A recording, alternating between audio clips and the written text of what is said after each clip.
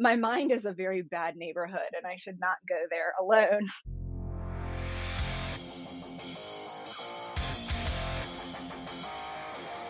You hear that? That is literally my favorite person in the world, Bronwen Dickey. I feel like Bronwen is something like a fraternal twin of mine, separated at birth. Even our first names have like 7 letters. They share like 5 of the same of those 7 letters. Starts with BR, ends with an N. Am I reading into this too much? Maybe. Yes. This is her 4th trip to the podcast. Oh, and I should mention, this is the Creative Nonfiction Podcast, this show where I speak to badass people about the art and craft of telling true stories.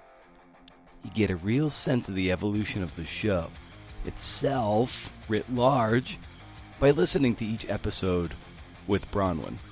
Everything from the tech to the actual voice and tone of the authority, at least of me on the mic, is something to behold in terms of the scope and, like I said, the evolution of this podcast and how it's come together over the years. Bronwen is as brilliant as ever. She came on first for episode 21, then 45, then 137, and now 248, which means it's been 2 years since she and I spoke. I find that nauseating and sad. Really, really sad. Bronwen is the author of Pitbull, Battle Over an American Icon. Her work has been prominently featured in Best American Sports Writing, as well as Popular Mechanics, Esquire, and myriad other places, Outside Magazine, I believe. I mean, lots of places. She's just a badass. She fits the mold of the show, man. Before we even knew each other, she was the guest judge for a narrative journalism contest for Maggie Messett's Proximity Magazine. ProximityMagazine.org or ProximityMag.org. I'm blanking on it, but type it in, it'll come in. As luck would have it, my piece won that year. This was 2016 or so, if I'm not mistaken. Bronwen had no idea it was my piece, so just another example of our weird cosmic connection in this galaxy of ours. If you're listening to this on CNF Friday, being March 19th, the publication day of this particular episode, you have 2 days to get your summer submissions to me for issue 2 of the audio magazine. Deadline is March 21st, so you have like 2 days. If you're listening to this on Friday. If you're listening to this on Monday, SOL, man. Give me your best shot. 2,000 words or less. Email the podcast with summer in the subject line.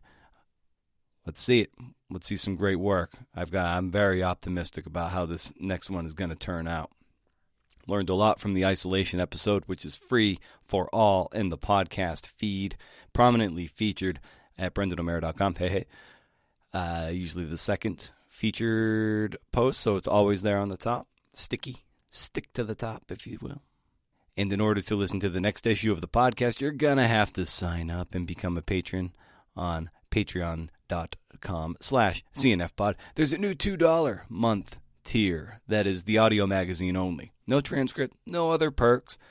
But, I mean, the magazine's a pretty damn good perk. It's a pretty good subscription if you ask me, but I'm biased. But you get the knowledge that you're supporting the production of the show and will help me pay writers more and more with each subsequent issue, such is the hope. I want to make the show better and better, of course, and podcast listeners are getting more and more savvy than ever. They're not going to put up with a lot of bullshit tech and shitty-ass audio, right? So the tech and the specs need to keep leveling up. And that takes quite a bit of dough, a lot of time. And if you care to be part of that, I'd be honored and thrilled to have your support. Go on, check it out, shop around, window shop, and if you want to take the leap, join the others who have. My editing and coaching shingle is always up. I forget to mention this. But if you have a book or an essay you're looking to level up, email me and we'll start a CNF in dialogue, man. If you're ready to level up, shoot me an email. You know, of course, my purview is nonfiction, but if you're working on something that is in the fiction realm, hey, it's all storytelling, man. It's all writing. I can help. Well, also, I want to give a nice shout out to Arvin. He's working hard on his essay, and read his kind review. here that he left for the podcast. Well, at least I'm going to read it. You're not going to read it. But I guess you could go and read it if you wanted. But I will read it for you. And he titled it, Good Chats on Craft and Purpose. Thanks for this engaging and entertaining podcast. I've discovered new essayists to read, as well as drawn inspiration and insight as I continue my own work. Boom. Thank you, Arvin. Badass. That is it. And if you leave a review of that nature, I'll coach up a piece of your writing of up to 2,000 words. That's about $100 value for a few minutes of your time. Post it on Apple Podcasts, send me a screenshot of the published review, and I'll reach out from there. Sound good? Good. So this episode 248 with me and Bronwen Dickey, much like our last, it's more of a conversation than a straight-up interview. I tend to dislike podcasts of that nature because I think it takes a certain degree of audacity of character and ego to think that the listener will just want to hang out and listen to two friends chat. Like they are so entertaining and their personalities will carry the day, and aren't you lucky to just listen to those two people chat? I'm thinking of Myriad Bro podcasts. This is different. I think there's lots of value here and lots of great bits of advice and wisdom that Bronwen shares that should give you more confidence as you go about your own work. And that is always the core ethos of the show, to give you those things to make you better at what you do, and also to make you feel a little less lonely and maybe, God willing, a little less shitty. All I can say is that when I was editing this pod, I was smiling the entire time, so that should say something. We talk about aiming the arrow out instead of in. It seems like a kind of an odd thing to say as a point of conversation, but trust me, it just means looking outward versus inward when it comes to a piece of work. Humble and important gifts, journalism as an act of service, handling social media, how our our identities as writers have changed over the last 10 years or so, index card systems, and Bronwen staring down the barrel of turning 40. So why don't we just get right into it now? I've taken up a lot of your time already. So here's my conversation for episode 248 with the incomparable Bronwen Dickey.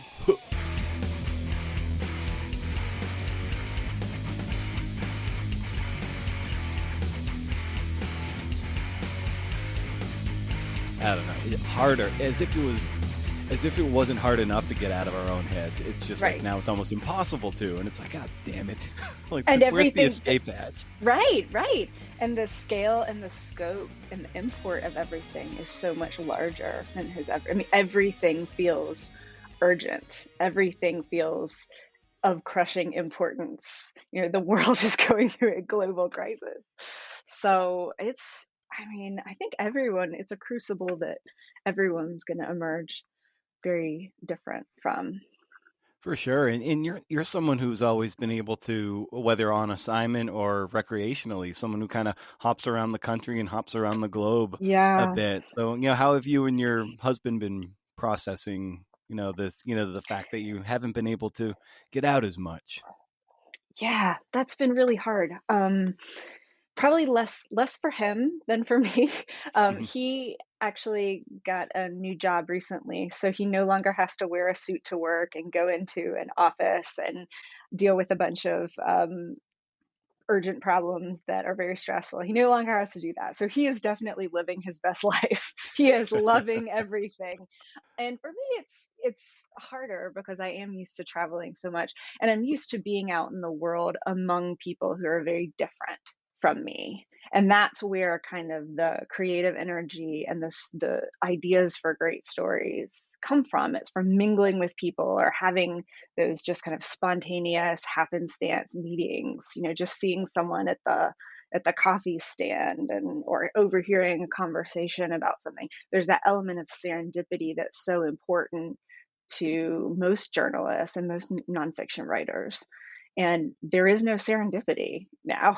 There is every day is Groundhog Day. Every day, I don't know if you've seen Austin Kleon's posts about Groundhog Day and its lessons, but they're actually pretty good. But Yeah, I've seen there those, is no yeah. right, yeah, there is no serendipity. So it's not impossible to find stories, but it's so much harder for someone like me who kind of thrives on those just happenstance meetings.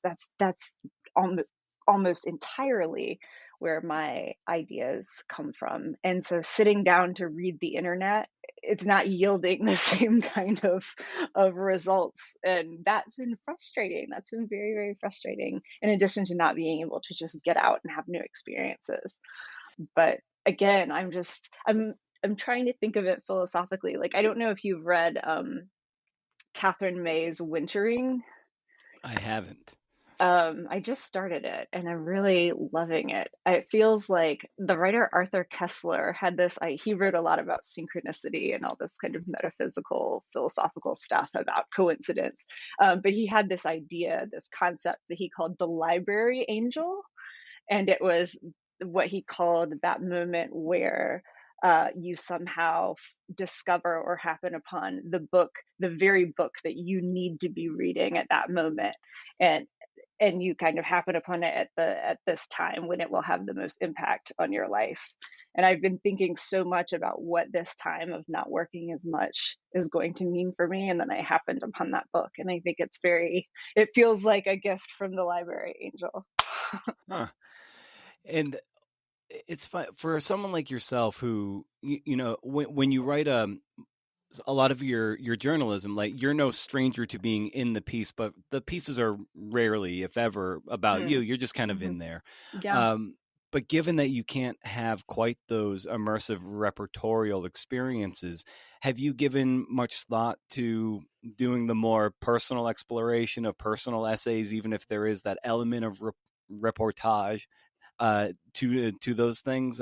Something that I haven't quite seen from you, even if maybe you've dabbled. That it's just something I'm familiar with regards to your writing. Yeah. Yeah. And that was stuff I did a bit more earlier in my career when I didn't have, I was very scared about the journalism skills I did not yet have. So I Hmm. did more writing in the first person years ago, but I have certainly been thinking about it, and I've been doing a lot of it in my own notebooks, but I haven't been sitting down at the keyboard and composing anything that way. My head still feels a little too murky, and there's so, I mean, where do you even start? That's a very bad name. My mind is a very bad neighborhood, and I should not go there alone. you know. So, um, I need to fortify myself, I think, before I go in there. But have you? What about you? I know lots of interviewers do not like to have questions turn on themselves, but I always have the best conversations with you. So, how are the tools of ignorance? Well, I'm glad you asked. I Or is that one of those questions like, please don't ask about it? it isn't, because at this point it's in the best position it's ever been, and which is saying something, given that it's been trolled through the depths of Dante's Inferno. It's but it's I after my last pass with my editor of it, it's in probably its best shape, and it's at a point where it can probably confidently be shopped around. and Awesome. and so it's been as I've said in the past, sometimes when I first started working with Glenn on it a couple years ago, I thought I was in the red zone. I was like, yeah, I just need a little bit of refinement. This thing's close to good.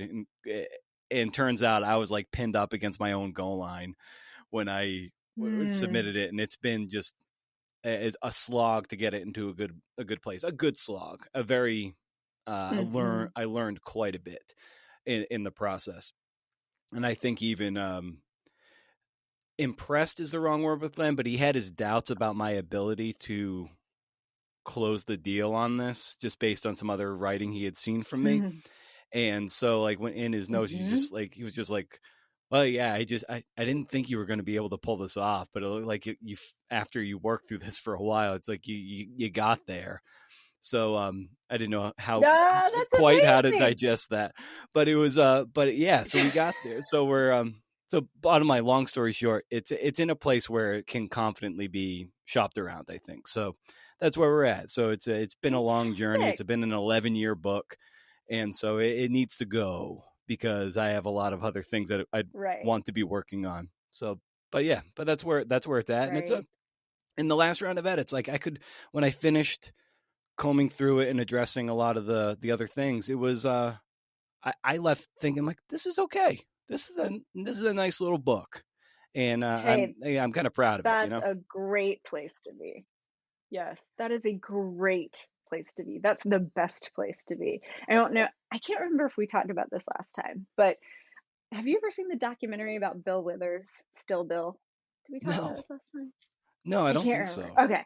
Well, there, certain things like just you see these moments and things in it, they crystallize everything for you. And there's a moment in that documentary, um, because Bill Withers walked away at the height of his fame because he just wasn't into the way the demands made on him by the music industry and all, kind of the music world in LA and all those things. And so he kind of stepped back and became like a producer who nurtured the careers of like young artists. But one of the things he says in that documentary is, it's fine to want to be great, but on your way to great, you're going to pass all right. And you should stop and look around and hang out there for a while, Hmm, appreciate it for because it's sure. gone really fast. Yeah, that's a great way of putting it. I've kind of over the run of this podcast too. It's made me want to sit with the badness, sit with the bad work for a while, and not get so into the mud of comparing myself to others, which is kind of Mm. the crucible from which that this podcast stemmed, was that Mm. virulent and toxic comparison. Oh, And the worst, the worst, yeah, the we're looking at. worst. Oh yeah, like I remember, not that I merited any kind of attention, but I remember in like 2011 when Grantland was starting, and part of its thing was, we're gonna nurture like these young up and coming sports writers not a lot of people know about. And I was like, I'm a young up Mm. and coming sports writer that nobody knows about, and no one was knocking on my door. And I just remember like that was sort of like the initial tinder of me just feeling really shitty about my own like place in the world and my own Oh work God. and getting bitter and Oh, everything. welcome, brother. Yeah, I know. Welcome. Like we're all in the same, we're very much, as I say all the time, we're all bozos on the same bus. For Yeah. me, it's not the, thinking that people should be knocking on my door. It's like even worse than that. It's just like, what is wrong with me that I can't work at the same level or pace that all my colleagues are working at? Hmm. Why am I not able to find amazing stories in this pandemic when, from the confines of my home, when I see people, my colleagues are doing it right and left? Like, what is the matter with me? Yeah. And my very darkest and deepest depressions have been from that kind of thinking. So that is very much why I'm trying to, like, you know, bliss out, zen out, meditate as much as I can on the big questions. And it's helping me so far. Not saying there haven't been some very dark times in the past couple of months.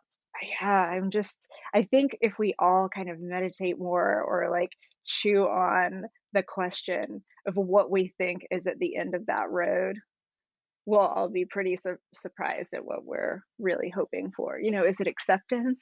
Is it like proof that we're worthy? Like what is it that we're chasing? I don't know. What do you think you're chasing? Yeah, I think early on my ego was really tied into, the prestige of trying to appear in certain places Mm, and getting the recognition probably among peers before among readers. Like it kind of mm-hmm, mattered to me to try to be in XYZ anthology or to win an award here because I needed some sort of validation in that way. And mm, I guess over the course of this show, because this is why I started it, was to kind of work through all that bitterness and resentment. It was mm, I came to a place where it just that fuel wasn't burning clean. So I needed to try to mm-hmm. celebrate people's work more than try to be, I don't know, in competition with it. And trust me, it's Yeah. still there, but it's definitely it goes through a different filtration system. and Mm. the Brita filter of my resentment stays in the filter more Yeah, and doesn't bleed out into the tap water. So that's so oh, yeah, good.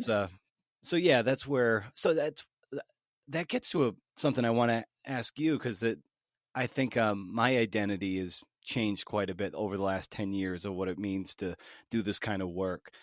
It used to, like Yeah. I said, it used to be kind of tethered to some of these higher profile places, and I've just kind of moved on from that. Mm. Um, and but for you, like as a writer and a journalist and a teacher, how has your identity changed maybe in the last 5 to 10 years or so? Oh my goodness. I think the biggest change, I was just talking about this with someone the other day, has been the more I think about writing as an act of service, the better my relationship to it is, and the better my work is. I mean, if Hmm. I'm, and I can't remember again, now that this is our third conversation, I hope I'm not repeating myself. I hope I I think it's don't our sound like fifth. is it our fifth? Hmm. No. Yeah, it is actually our fourth. So fact check. Anyway, back to Bronwyn. Oh my God, I don't even want to It's at the know what I sound minimum like on some fourth, of but I those. think it's the fifth. Oh Yeah. my God. See, I mean, again, oh my Lord. So I probably do sound like I mean, you have heard everything had to say.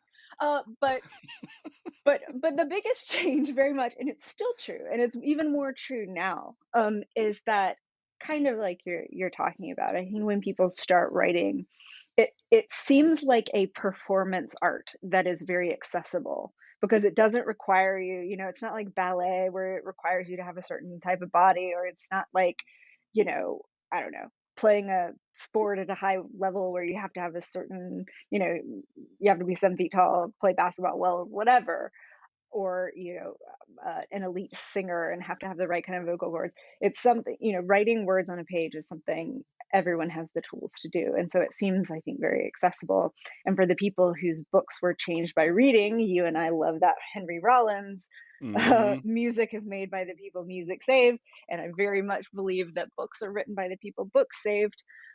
For the people for whom that was true, it seems like this way to kind of do something creative, and if you work hard enough at it, you'll get some kind of recognition or find your audience, or whatever it is you're looking for. And that's, I think, the way most young writers start out. That's certainly the way I started out. And as I've gotten older and as I've done it more and more, I really do think of it more, instead of the arrow going towards me, like about what kinds of feedback I'm getting on what I write, I really think about the arrow going out. What is the act of, how can I make this an act of service to listen to someone who trusts me with their story and Hmm. render it in a way that is three-dimensional and real and might help somebody else down the road, and put that out into the world as this very humble and imperfect gift to someone else, that for all these strangers whom I may never, ever, ever meet, I'm saying, hi, you don't know me, but I went out in the world and I discovered this amazing thing, or I met this incredible person. And I really like to share that with you if you have a minute. And to do it as this kind of act of service makes me feel so much better about it. Because if you think about all the gifts that anyone's ever given you in your life, I mean, maybe there are some that you don't use, or maybe there's some you thought were a little cheesy or whatever, but you've never been like, fuck off. Like, I don't want your gift. Go home. I mean, it's just like, okay, that is what it is, right? And so I think if we think about that with the stories we write, they're never going to be perfect. They're never going to match up on the page with what we have in our heads. They're never going, they're always going to be just a fraction of what we hoped they would be. Probably, at least that's the way it is for me.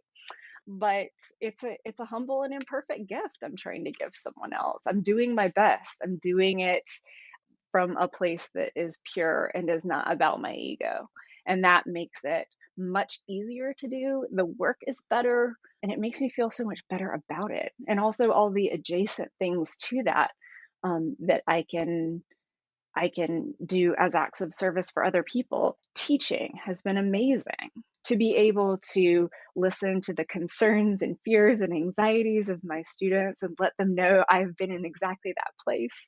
They will survive this. They have the ability to do this. This is just a craft, a skill that you can learn. You just practice and you keep going, and you fail or you do these imperfect things, and then you get better through rote repetition or dedication or stubbornness or whatever. Doing that has been really eye-opening, and it's kind of opened up my horizons a lot, I think. Yeah, it's so good to kind of be in the mud and be teaching from the mud because, Yeah. right? Because the Wait, people on the Brendan, are other you saying I'm in the mud? fuck yeah, you are. Yes, I was born in the mud. I I am a was mud creature. just like I'm like a swamp Bane in The thing, Dark Knight basically. Rises. He's just like, I was Yes. born in darkness. Yes, that is right. Well, yes. Or the swamp thing. I mean, Yeah. depends on what your cultural reference, but yes, exactly. Yes, Yeah. yes, And yes. because when you go into it and you don't know the other side, all you're seeing is the shiny veneer that you might see on social Yeah, media. Or yeah. if some writer out there, be she Pamela Koloff or whoever Oh, else, she's the greatest. Yes. she is amazing. And when she has a new story out, I mean, she's like winning Twitter, she's winning the internet. But thankfully for her, she does put the other side out, how she's like has anxiety about cold calling. And this investigative Yeah. reporter that we just revere, she's got issues, Yes. performance issues and anxiety issues when it comes to making phone calls.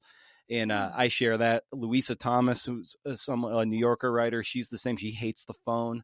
And Yeah. it's to hear that from these people we Oh, I revere hate the is phone. Yeah. it's so important too. And the fact that be from the mud or the swamp or the darkness, as Bane would Yes. say, you can show and be like, listen, when you feel like shit, you're normal. It's okay. Don't believe everything you see on Yes. social media. Actually, Yes. it's far more normal to feel like shit all the time about this, and just do the work and things will sort themselves out. Absolutely. And I do believe that social media contributes to people feeling like shit about things. I mean, I Mm-hmm. not only not believe it, but like don't spend any time there. That's another bad neighborhood that your mind just does not need to go to alone. Because again, you are seeing it from your vantage point, you are seeing a nonstop, efficient like machine that is producing perfect widgets or whatever constantly. And that's overwhelming when that is not your experience. It's not their experience either. It's just how we view other people, just basically the algorithmic process and what it's serving up to us. So yeah, the more I stay off it, the happier and healthier and more at peace with things I am. It's Yeah. I haven't been on Facebook. I will occasionally go on there, but it's just to post a link to something I wrote, and I don't give a shit who comments on it, and I don't even check. I mean, I literally, it's like a thief in the night. I just go and I like post the link and I shut it down, and it's not on my phone, and I don't. I mean, when I do log in, it's sad. I have like a backlog of messages for like 6 months, but I just don't check. I just don't care, Yeah. and it's great. My best days, Bronwyn, are the days that I say, there's not even to check to see if there's a message or check to try to track down someone's contact info. The best days are when I don't touch Twitter or Facebook or Instagram or Amen. anything. Those are Amen. at the end of the day, I'm like, I feel more energized at the end of the day. And throughout the course of Yeah. the day, I feel less shitty if I stay away from that all. And I know that there's a utility to it. There are certain people I am in contact with as a sole outcome of social media. And it's a lot of books that I would never have heard about without social media, and guests for the podcast, and other Yeah. people would never have found the podcast were it not for Twitter or whatever. So I know there's some utility, but Right. my best days are always the days where I just abstain from it out of sheer willpower. And come the end of the day, I'm just like, Yeah. oh, that's why I feel good. I didn't go into that. I didn't I didn't go into that toxic waste dump. Absolutely. And even for the people who have to use it for, you know, so for things like podcasts, you know, you're going to have to use it to a certain extent, but there's such a difference between checking it at an appointed time and surfing it or scrolling it Yeah. and like bathing in it. And the bathing in it is not good for anyone. I used to think, well, I have to keep up with what everyone's doing and I have to keep up with the world and I haven't gotten a single idea from social media. Like it has not done anything for my, I thought like maybe I was going to find like some like weird subcultures and some people do that. But again, that just has not happened for me. And instead I've spent hours of my life that I can't get back feeling bad about myself. And so, you know, you can only do that for so long before you realize like this is not good. This is not good for me. Yeah, if you approach it with uh with real intentionality, it, Yeah. that's the only way I've found that it doesn't pull you into its vortex. Because like Seth Godin is someone who I just so deeply admire as a Yeah. thought leader and everything, and so I know that I have like a very short list of people that if I go to social media, I kind of just I'm going to the Seth Godin channel, if you will. Like Mhm. if Mhm. I'm going to turn the TV on, and there's one channel I want to watch, and I'm not going to Right. surf. I'm going to go check out. Does he have anything new to say? Did he put up a new video conversation with whoever? And he didn't. Right. Okay, see ya. I'm out. Um, Right, that exactly. that's kind of it. Like I'm still trying to develop my own playbook about how to do it and using it for promotion of the podcast and to engage with people who have thought kindly enough to engage, which is very very rare anyway. So it's just it's try to do it on do it on your own terms is basically what I'm trying to get at. Yes, absolutely. And I also find that the less I post, the more I end up writing thoughts in my notebook and actually exploring them in more depth, which is incredible. It's like, so basically, not posting is like miracle grow for my writing brain, Mm. which was a wonderful discovery. Because you know the we're just kind of wasting the thought energy where we have something and then we post it and then it's like a trial balloon, and if it doesn't get like likes or shares or whatever, then we think it's like a dumb thought. Well, maybe it's because it was in 200 and whatever characters and you haven't been sitting with it and thinking about it and working with it and like modeling the clay, right? Yeah, like So in a weird kind of I guess you would have to characterize it as a shame exercise. I've been going through I haven't done it in a while. I have to get back to it because I think there's a really good essay in it. I'm going through my old tweets and deleting all my old tweets. uh-huh. But as I'm deleting them, I'm like copying them and just pasting them in a document because I just want to say like I can't believe there was at this moment at this time I thought this was funny and it wasn't. It Right. has like it clearly has no metric that it even hit anybody, and yet I thought it was like the most funny thing at the time. And I'm just like, this is just so sad. And I'm sort of just Yeah. putting these things together as kind of to like physically scrub my entire Twitter feed because the shelf life of these things is quite literally a few seconds. And so I'm just going through Yeah. and be like, wow, this is kind of going back through is like a personal history in tweets of what I thought was funny or what I thought was important at a given moment, and just trying to put those Yeah. together as sort of a, I don't know, an ethnography of my own Twitter feed from years ago. Oh, that would be a great essay. Yeah, because, you know, it's a different generation and different technology, but it's like reading, you know, your angsty teenage It really diary or is. something It's a where, you weird. It's a know, you kind of were journal. dressing in black and wearing eyeliner and doing all these kind of like, woe is me, my soul is very hurt kind of things. Yeah. Yes, yes, for sure.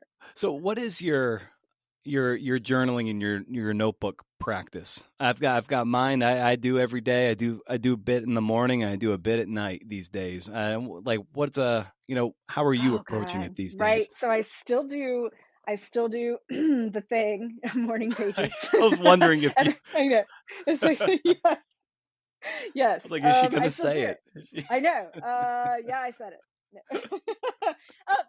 And what's funny is I was having a conversation with I forgot that that was even how I referred to it when we talked. But I was having a conversation with my friend Kim Cross, whom I Oh know my you God, I have know. been talking to Kim a lot lately. Oh, she's wonderful. She's Yeah. so wonderful. Such a great writer, such a great person, just like an extraordinary human being in every way. And she's like, is it that cheesy that you won't say it? And I was like, I don't know. I feel cheesy about it. It feels like very touchy feely new agey or something, but dude, whatever, it works. And it's good. So I've been doing kind of a combination of that and just you know, combinate just kind of scattershot, like random memories, random scraps of stuff, quotes. I'm very interested in, I've just discovered, I'm very late to this party, but I've just discovered the whole Zettelkasten thing. Never heard of it. Have you heard What about? is this? Okay, so do you know about Ryan Holiday's index card system? Yes, I do. Okay, it's Yep. that basically. So there's a book called How to Take Smart Notes, and I can't remember who the author is off the top of my head. It's called How to Take Smart Notes, and it has like this cult following because it's based on a mid-century either German or Austrian sociologist, and he developed this thing called the Zettelkasten, which was basically the card box or the slip box. And so he created this second brain of all his knowledge using this index card system and a certain way of labeling it. And instead of alphabetical or chronological, it's thematic. So by it's all very kind of complex in terms of how you label things, but you are able to put like ideas together. So quotes from various different places that you read at different times, if they're thematically linked, then ideas will like grow out of them more organically. And I'm very intrigued by this as someone who loves analog everything. Yeah. I am very, very, very interested in doing this. And so Ryan Holiday does a version of that, though I think his are grouped by book or something. I'm not sure how he groups his, or maybe it's like on theme alphabetically or something like that. But and he learned that from I think Robert Greene. But the hardcore index card like phonetics intrigue me very much. I know Lawrence Wright from the New Yorker has a very extensive index card system. There's something there's something so much better because I have a huge, I've long been a fan of Evernote. I use that for all my book research, and it's amazing as that kind of digital filing cabinet for things like articles. But in terms of ideas that you have or quotes that you find meaningful, anything that has more gravity than just a piece of information, having an analog way of having cards that you can switch around like right in front of you, I think is, again, it's one of those miracle grow for the brain things. So I'm trying to get into that more. I'm trying to build my own index card system. That's what I'm going to be using this next phase of the pandemic for. And like there's part of the system is that basically you would go through and read a book and do your normal highlighting and note taking in the margins or whatever. But instead of directly transferring those notes onto cards, you wait a week or two and then you go back through the notes and you because now all the stuff has had chance to kind of marinate, Mm-hmm. and you can figure out which of those notes you actually want to come back to later and which are just like random scribblings. And so you're already like filtering out the dreck, and then I you're like putting that. the things that are most important. Like the waiting 2 weeks, I think, is a very key thing, because no one wants like 5 million trillion note cards of random dates or figures that you're never going to need or want, right? So Right. that whole kind of like, the different filters, the different filtering mechanisms, and making your brain work on an idea a little bit longer, I think is awesome. So that's kind of my obsession now. But yes, I still do morning pages in the morning. I clean the cobwebs out of my brain, and then throughout the day it's just kind of it's random stuff. Nice. At night, sometimes it depends on what kind of day I've had. I will try to make lists of things I did so that I remember, like, I didn't feel useful today, but I did do some stuff.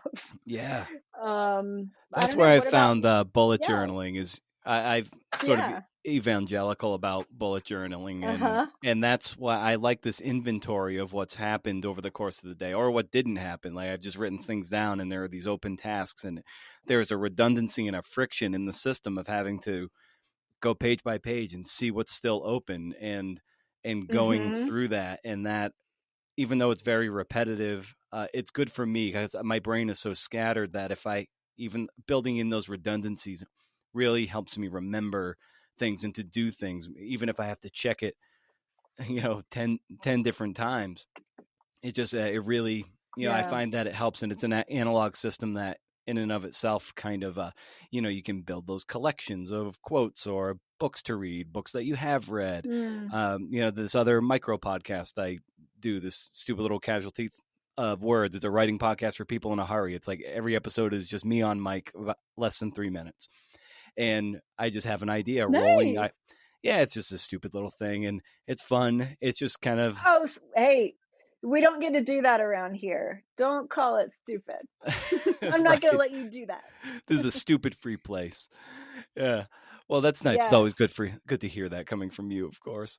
But I have like Oh, a rolling thing of ideas there. I have all my story ideas, all these fiction ideas, and it's just a great analog way to curate it and always to be referring to it. And that, like I said, that friction really helps me. It is more sticky, and so that the idea of you yes. with these cards and looking through them and giving them 2 weeks to gestate, if you will. Are you going to keep it or not? It's just Yeah. it's a way in a digital age. I think it's all the more important to have these analog tools at our disposal.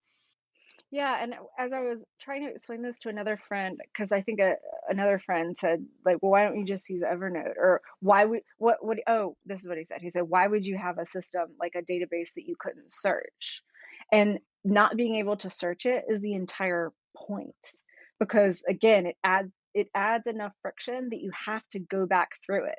And by going back through it for looking for the quote you want or whatever, it's not just wasting your time. It's you have to keep familiarizing yourself with the concepts. Like while your fingers are looking for that quote and going through those cards, you're having to go through all the other cards and refresh them in your mind and keep this stuff kind of circulating instead of just writing it down once and then forgetting it, and then maybe you'll come back to it if you ever need to directly search for it and then it comes right up, right? So you have to have Yeah. this like tactile relationship with the stuff that I think is very good for someone like me. Taking all the friction out like does not work. Like again, the mind needs work to do.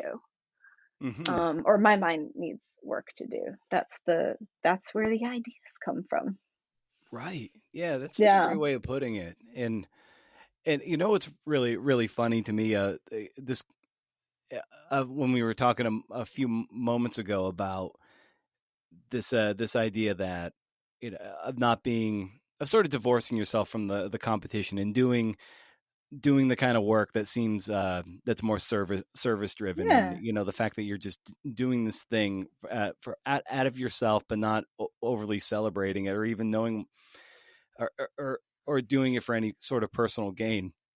And the best was, this is probably almost 2 years ago now, where I messaged you somewhere that somewhere about congratulating you about being a notable selection for best American sports writing, and you're like, what? And it was Yeah, I had no idea.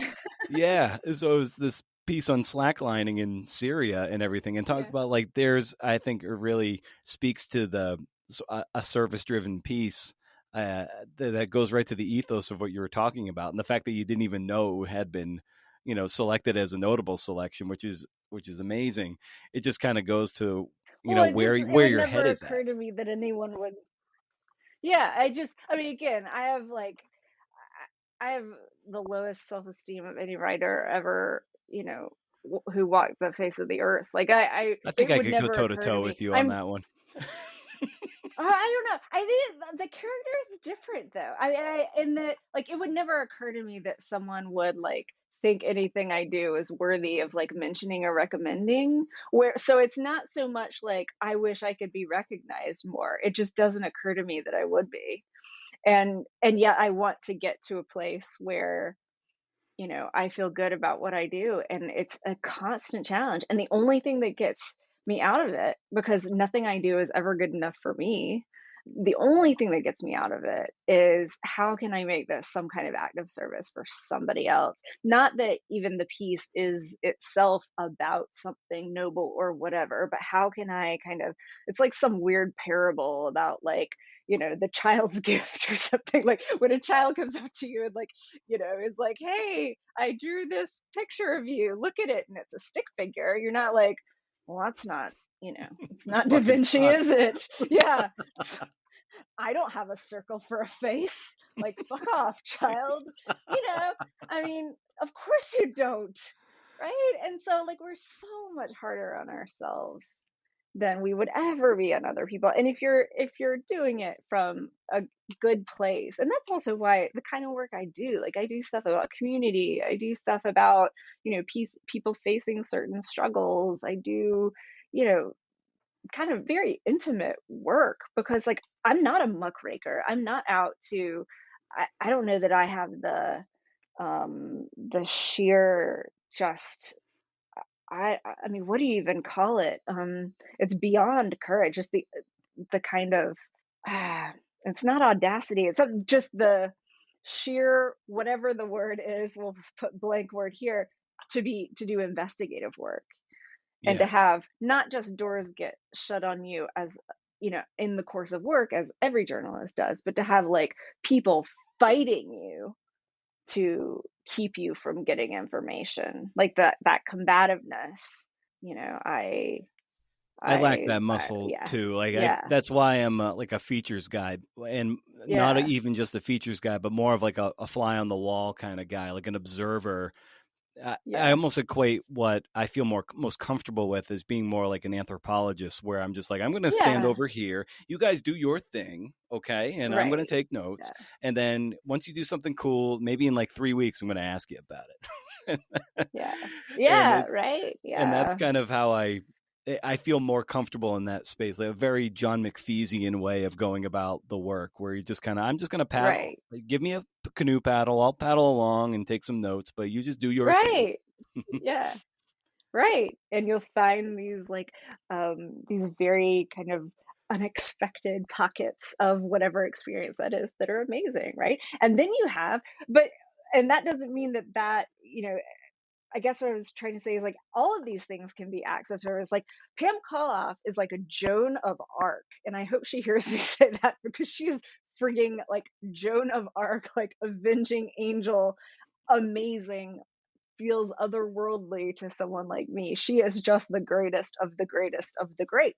And yet, as you said, sometimes she gets really nervous on the phone and stuff. But if you want to talk about acts of service, I mean, getting people out of jail, getting people out of Mhm. prison, exposing these huge injustices in our system, like that is absolutely like, oh my God, she is a goddess in every possible way.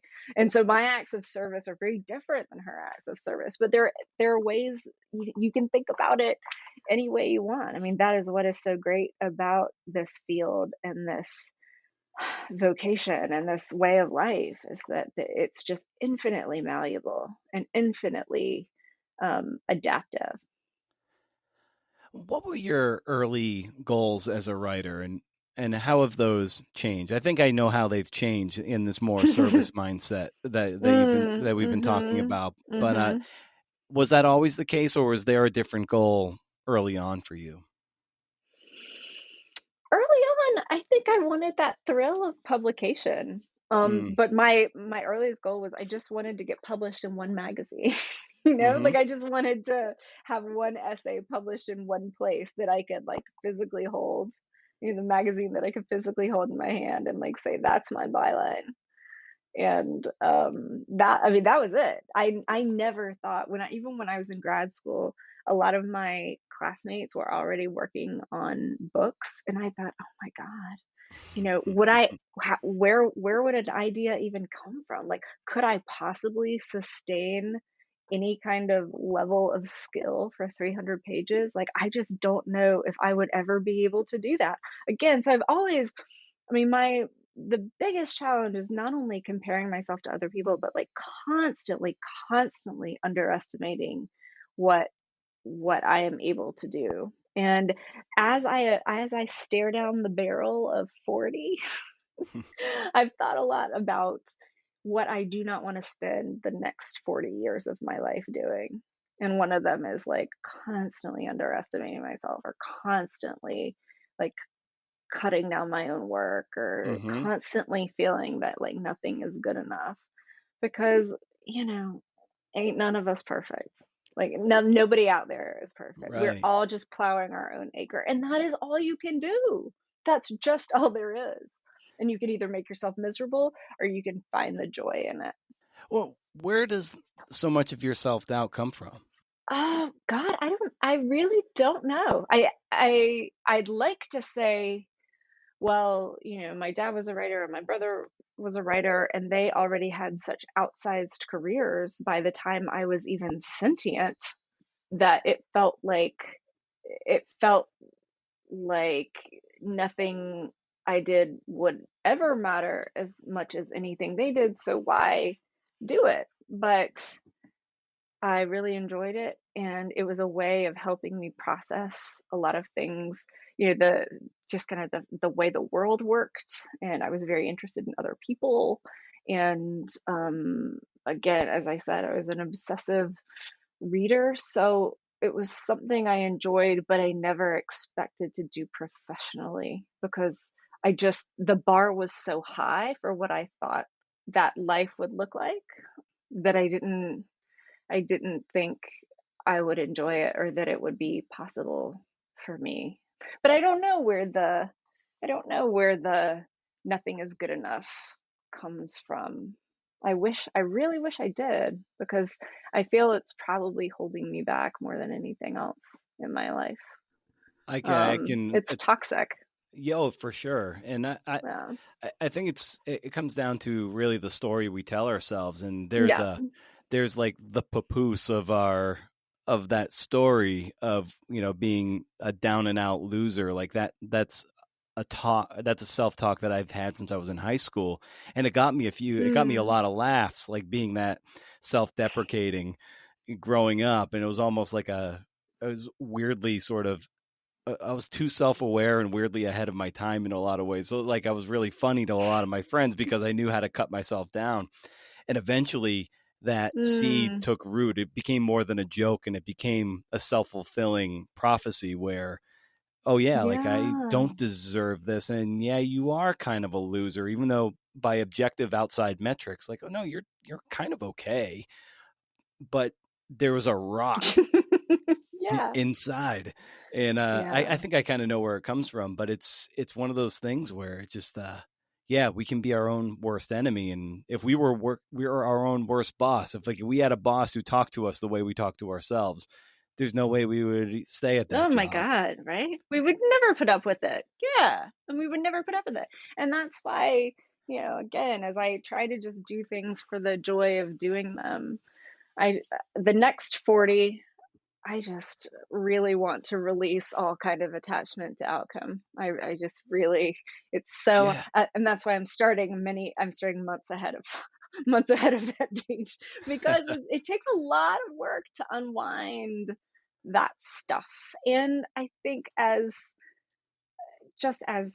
people, as a breed, writers and journalists are, well, especially journalists, because a lot of times they are directly competing with each other. They are competing for the same stories. They are competing for the same place in a publication, and those publications and their budgets are getting much smaller. So there is an actual competition to it. Mm. That is hard. But the more, again, like I truly can't remember the last time I wrote something, I mean, besides writing in my notebook, right? That I wrote a piece that I did not expect anyone to see. Because I've been writing on deadline for so many years of my life now, or writing on assignment for so many years of my life. Like I don't do the finger painting thing as much as I did when I started. And I think we all lose something when we forget that sense of play and like sheer enjoyment of it.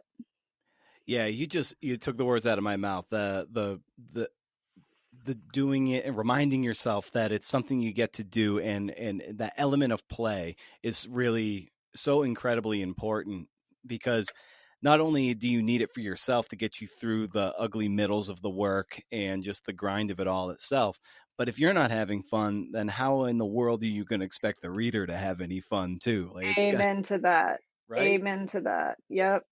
Amen to that. Yes, which is why even in my classes, I always tell my students, I have to evaluate you at the end. Like, I do have to give you a grade. I wish I did not, but I am not going to let you fall off a cliff. I promise you, if you show up and like give me your best energy, I promise you, you're going to be okay.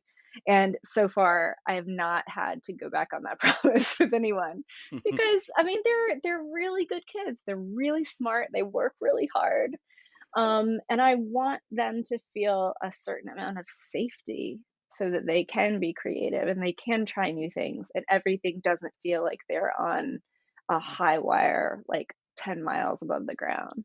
Oh yeah, yeah, exactly. It's and thinking you're about to, and this year turn 40. I turned 40 in July, Oh, and how did it go?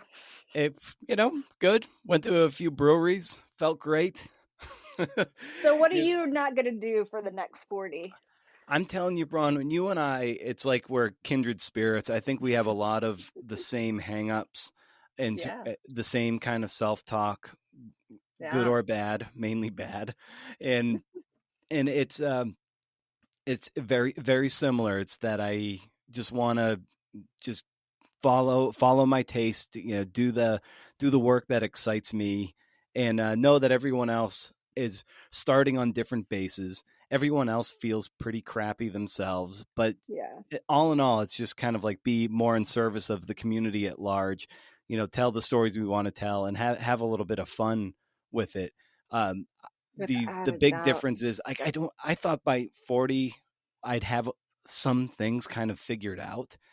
But I know, it feels like a fucking joke, right? yeah, I Like, feel what?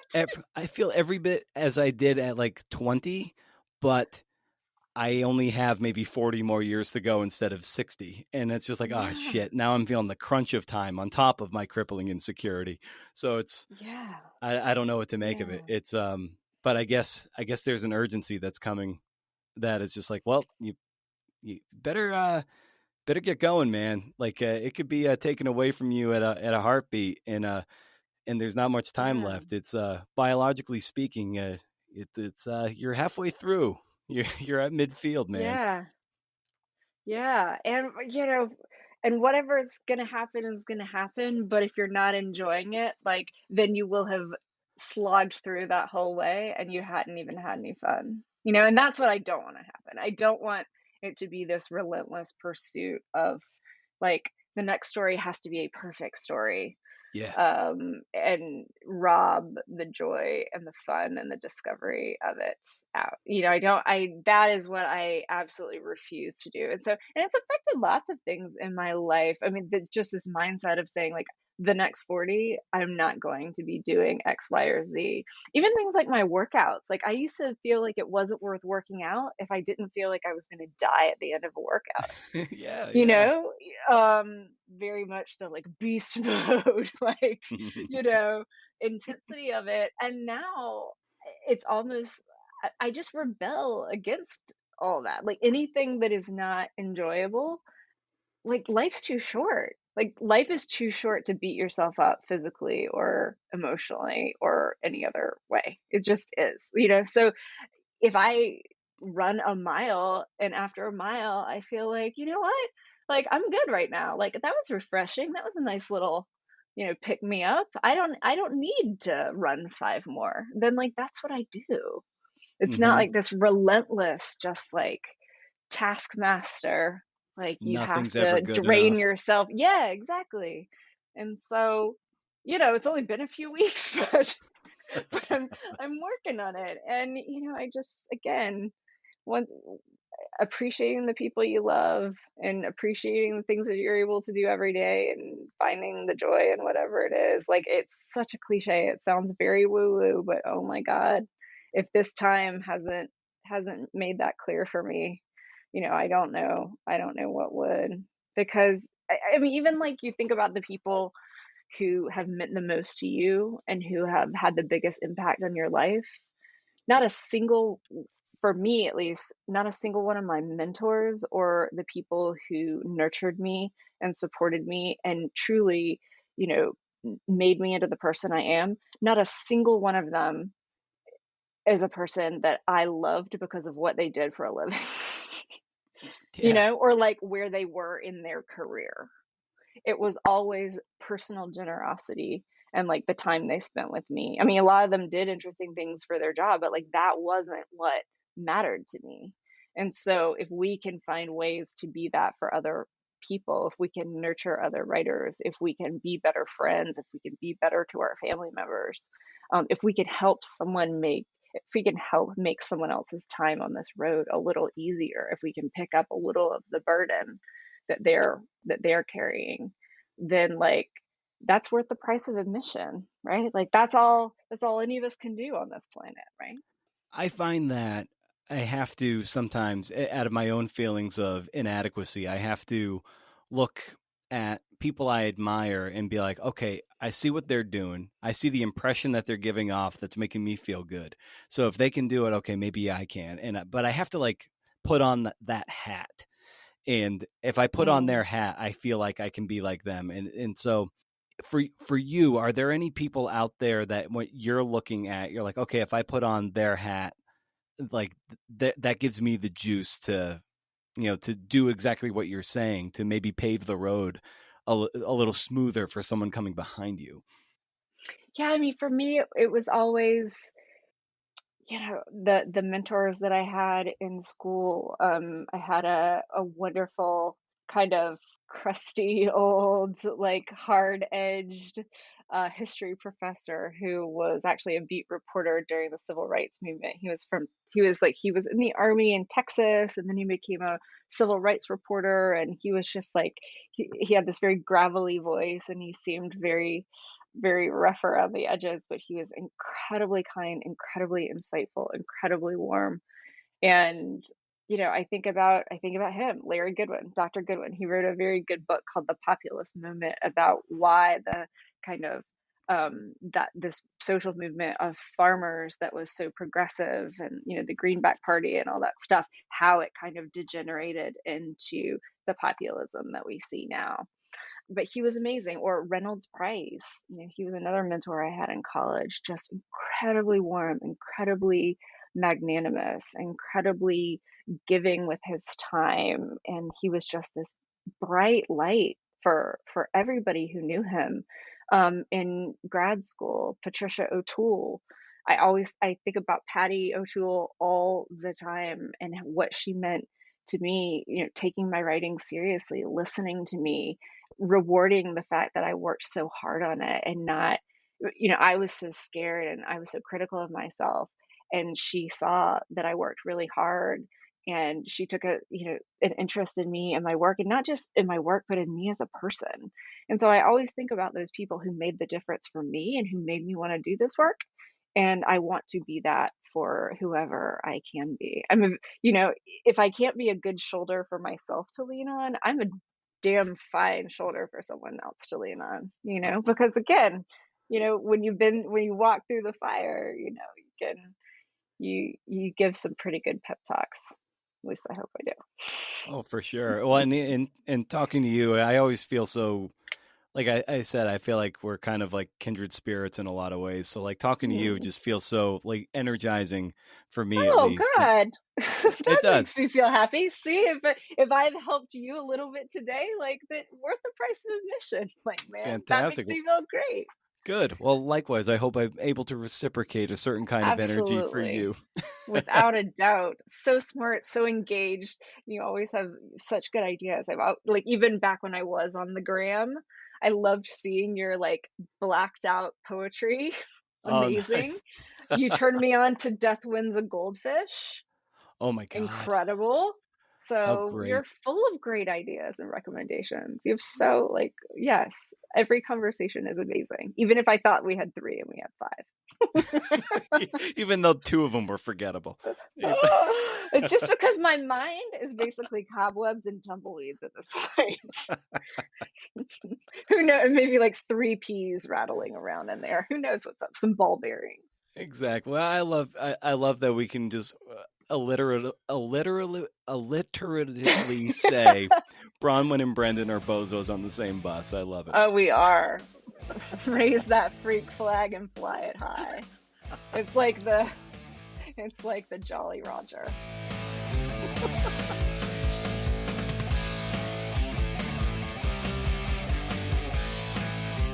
Man, great talk, great chat, right? Hope you enjoyed that as much as I did. She gets the CNF Pod Championship belt, you know what I mean? Be sure to follow her on Twitter at Bronwen Dickey, but like me, she tries to stay away from social media because social media. Check out her incredible work and buy her book, Pitbull. Came out in 2016, but that don't matter, still great. Like I said in the intro, deadline for issue 2, Sunday, March 21st. Gotta have them. Gotta have them by then. Gotta happen. Give me your best shot. Let's do this. I gotta say, this daylight savings time is fucking me up, man. I set my alarm every day for 4:50 a.m. Snooze for 10 minutes because I'm a slob.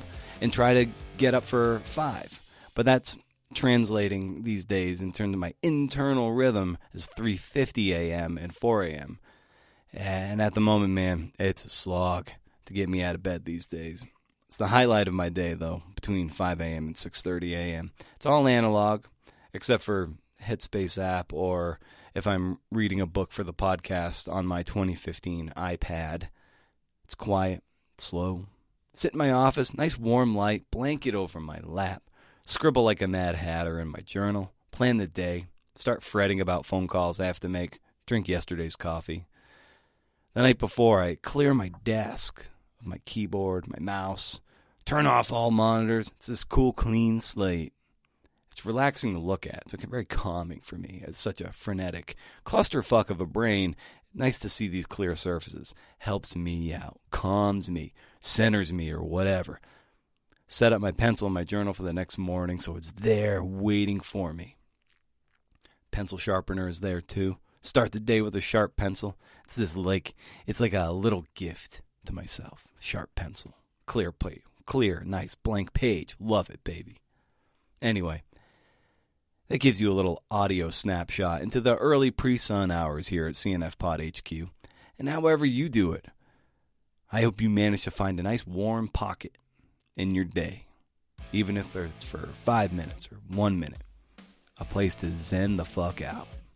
And maybe, just maybe, a place to stay cool, man. Stay cool forever. See ya.